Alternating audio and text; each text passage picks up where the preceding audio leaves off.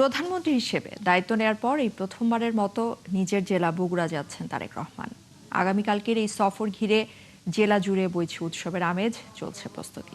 তিনি সরকারি কর্মসূচিতে অংশ নেওয়ার পাশাপাশি বাগবাড়িতে নিজ বাড়িতে যাবেন, আর বিকেলে ভাষণ দেবেন ঐতিহাসিক আলফাতুন্নেসা খেলার মাঠের দলীয় জনসভায়। তার এই সফরে বগুড়া সিটি কর্পোরেশন সহ একাধিক প্রকল্পের উদ্বোধনের কথাও রয়েছে।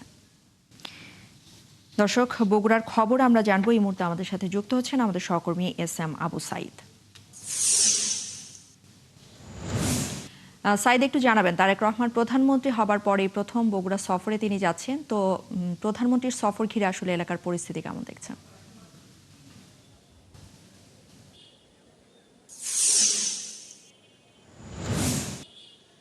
জি ইশরাত, আপনাকে ধন্যবাদ।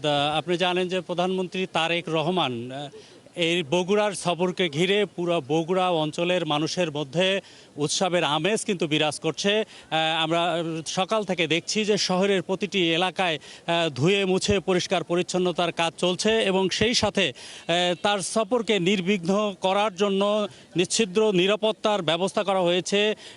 পিজিআর, র্যাব, পুলিশ থেকে শুরু করে আইন শৃঙ্খলা রক্ষাকারী বাহিনীর সব ইউনিটের সদস্যরা কিন্তু প্রধানমন্ত্রী যে সকল এলাকায় সফর করবেন, অর্থাৎ যে সকল স্থাপনা উদ্বোধন করবেন, সেই সকল এলাকায় কিন্তু তল্লাশি চালিয়েছে এবং শহরের বিভিন্ন পয়েন্টে অতিরিক্ত পুলিশ মোতায়েন করা হয়েছে।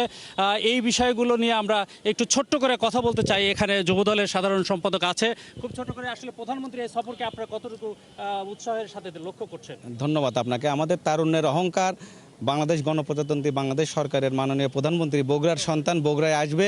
বগুড়ায় দীর্ঘ 17 বছর কোনো উন্নয়ন হয়নি, সেই উন্নয়নের বার্তা নিয়ে অনেক মেগা অফার নিয়ে তিনি বগুড়ায় আসছেন শহর থেকে নগরীতে পরিণত করতে। আমরা চাই বগুড়ার মানুষ যেসব সুবিধা থেকে বঞ্চিত ছিল, আমাদের প্রিয় নেতা জনাব তারেক রহমান সেগুলো সুবিধা নিয়ে বগুড়ার মানুষের কাছে সুখবর এবং বার্তা নিয়ে আসছেন।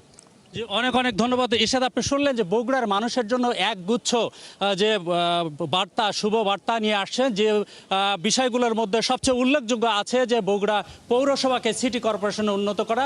এই পৌরসভা 151 বছর বয়সের পৌরসভা সিটি কর্পোরেশন ঘোষণা করা হবে। এই ছিল প্রধানমন্ত্রী তারেক রহমানের বগুড়ার সফরের সর্বশেষ তথ্য। এস.এম. আবু সাইদ, আপনাকে অসংখ্য ধন্যবাদ আমাদের সাথে যুক্ত হবার জন্য।